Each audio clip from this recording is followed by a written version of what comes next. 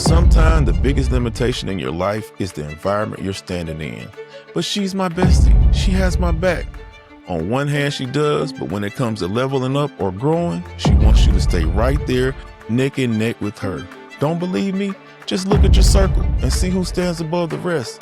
If you're here, then it's probably not you. The Mindset Manual with Myron Williams. Welcome to the Mindset Manual, the place where we talk about the hard truths that most people avoid, but the truths that can actually change your life. I'm Myron, entrepreneur, father, and student of life. And today we're talking about one of the harsh truths about success. This is episode 3 of my 8-part series on the harsh truths about success. Thank you for joining me as I give my real life testimony on entrepreneurships and strengthening your emotional intelligence to handle any situation. We grew up with friends and made great memories, but growth changes priorities. Not everyone grows in the same direction. Some circles revolve around complaining, blaming, and avoiding responsibility. Your environment shapes your thinking, and your thinking shapes your life. I want to talk about a thing that happens to most of us in life. We never want to outshine our circle. We always want to stay close to our friends and everybody comes up at the same time. Everybody, is living kind of around the same level. In reality, that's not how it's supposed to be. Some people are just going to be more successful than others. It's the ones that decide to step away from the pack that actually makes it to the next level. The ones that stay in the horde and stay in the circle, everybody stays the same. Nobody goes and levels up. It's that one that stays in the lab, or if they're an athlete, stays in the gym or stay working on their craft, that outshines the next person. That should be you. Don't let your circle hold you back. I want to share my journey with you. I'm going to tell you a couple stories about things that I've experienced with my friends, family, significant others, and my circle that held me back. Well, I learned later in life that it was holding me back. At the time, it didn't seem like it. I had a tax office. No, actually, I had 3 tax offices at the time. And I was dating someone. I started dating someone. I already had the offices before we met, and I was already doing really well. And we had been dating for a little while, and it was coming up on, say, 7-8 months we've been dating. And I was telling her, I'm thinking about opening up some more offices. My other 3 offices are doing really well. I saw some locations that I like, and I think that I'm gonna open up some more locations. So her response was not what I was expecting. She was like, "You're gonna open up more locations, you're gonna stress yourself out, you're gonna be away from the house more. You're doing really well right now. Why do you need more locations?" So I'm thinking like, well, we're in a relationship. I'm trying to level up so we can buy nicer things and have more fun and travel. But her thing was, no, she just wanted me to continue where I was, stay on the road that I was on, and just have our relationship. But I'm thinking I was like maybe like 30 years old at the time, full of energy, full of life, full of ambition. Why wouldn't I go for it? This is the perfect time to go for it. No kids or nothing like that. It's time for me to go for it. But she didn't see it that way. She felt like I was doing too much. At the time, I felt some kind of way, but I was in a relationship. I was doing well. So I was kind of comfortable, but I really wanted to open up those locations. I had scouted a place and everything, but I ended up just passing on that. I didn't do it. But later, when the season started, that tax season started, I rolled by those locations that I had scouted, and turned out somebody had put what? Tax offices in there. That really got me to thinking, man, I had a great idea. I had a plan, but I let my girlfriend at the time talk me out of doing it. You know how that sting. You know how that sting a little bit. You know that. But what I'm saying is that happens to a lot of us. Our significant other holds us back from an idea that we have. Oh, you don't need to do that. You're going to lose your insurance. You need to stay on your job. You don't need to do that. You can't invest our money into that. It's always something that you have to hear to keep you from going forward. Now, I'm not telling you, I don't want you to say, I'm not a relationship counselor, so I don't want you to get a divorce or break up with your girlfriend or boyfriend because of what I'm saying. I'm just sharing my story of what happened to me, and it ended up turning out great for me. I ended that relationship. I moved on, opened up 10 tax offices, did great, ended up selling those offices off, making a ton of money doing it. So that's my story. So my point of this story is just to tell you that even your relationships can hold you back if you and the person aren't on the same page. Now, let me tell you about some other stuff. How your circle can hold you back, like your friends. You know how you don't want to outshine your circle. You don't want to be above them. You kind of, want to stay the same, but you think that you're doing them a favor by staying where you are. And in reality, they're keeping you right where they want you to be. Have you ever noticed every time you give them an idea or share an idea with them, they give you the negative side of what can happen if it doesn't work? You're gonna lose your money. You're gonna waste a lot of time. This is gonna work. You're gonna fail. Instead of saying, yeah, do it, go for it. Most circles don't do that.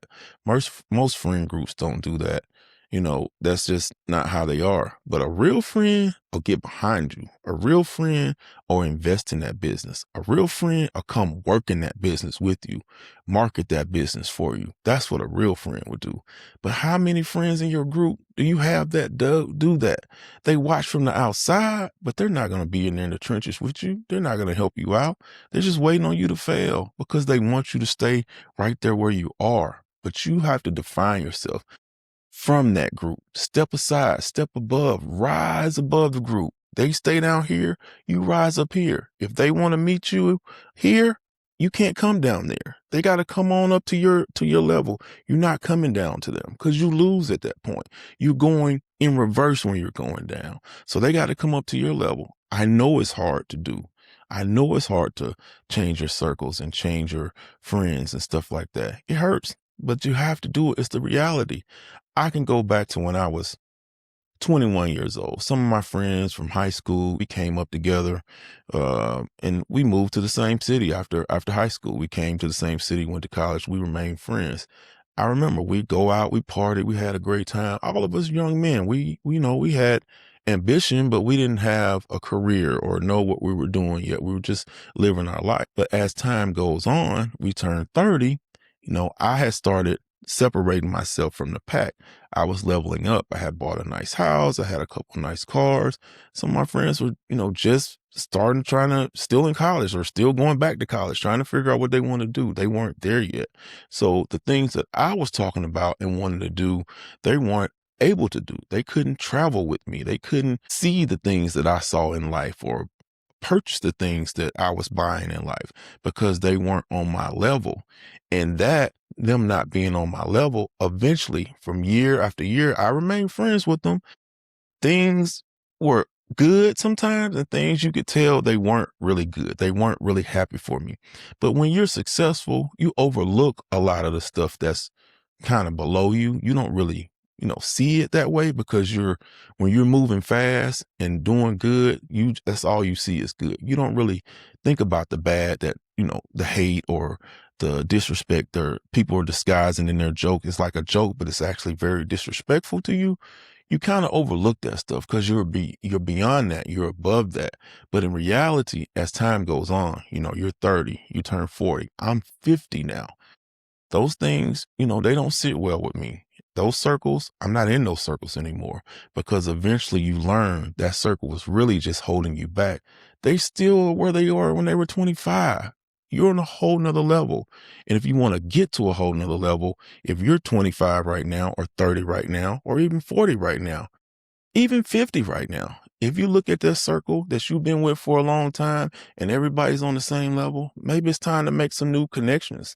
Maybe it's time to start having some better conversations or some new conversations with some people that are on your level and trying to see the world and do bigger things and do big entrepreneurial things. You got to step away from that. I'm not telling you today, hey, cut off your friends, cut off your circle. I'm not telling you that at all. I'm just telling you to do an inventory of your circle and your friends and the people around you and see, are they helping you? Are they giving you the same energy that you're giving them? Do you give them more love than they give you? Do you support their ideas or their stuff that they're doing, sharing their stuff on social media or talking it up? You do the same for you. Just do an inventory on it and think about it and move from that point. I promise you, you'll see some things that you probably felt, but you never did anything about. You'll see it a lot more clear now. So I'm going to go ahead and wrap this up. Sometimes, growth just requires new conversations. If you stay in the same circle, stay having the same conversations with the same old people, you're going to get the same old result. You want to level up, you got to venture out. You got to meet some new people, get some new connections, have some new conversations about new things, open your mind up, open your thinking up to other opportunities and other ways that people think. That's what you got to do. If you really want to get to the next level in this thing, like I said, if you're 30, you're 40, you're figuring it out, hey, it's time to change your way of thinking to get to the next level. Thank you for watching and sharing this journey with me on the Mindset Manual. If you haven't already hit that like and subscribe button, I appreciate you clapping for me by doing so right now. If you know somebody that needs to hear my testimony, send them a link to the channel so they can join the family. Be sure to join me next week for part 4 of this 8-part series. Next week, we're talking about, is your comfort destroying your potential? It's going to be a great episode. But until then, I want you to stay focused, stay balanced, and keep practicing that emotional intelligence. The Mindset Manual with Myron Williams.